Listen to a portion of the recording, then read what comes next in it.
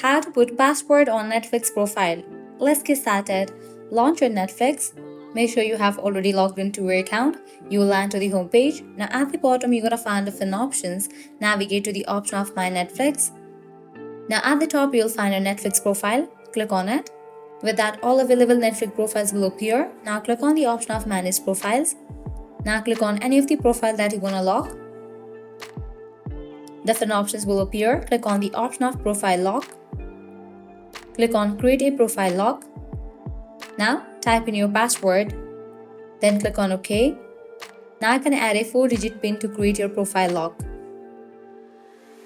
Profile lock is on. And just for that, I have put password on my Netflix profile. Now anybody trying to access that profile needs to type in the PIN. So this way you can easily put password on Netflix profile. By applying the same process, you can easily lock other profiles as well. So that's a wrap for this video. This is how you can easily put password on Netflix profile. At the end, if you guys find this video helpful, don't forget to like, share and subscribe to our channel. Thanks for watching.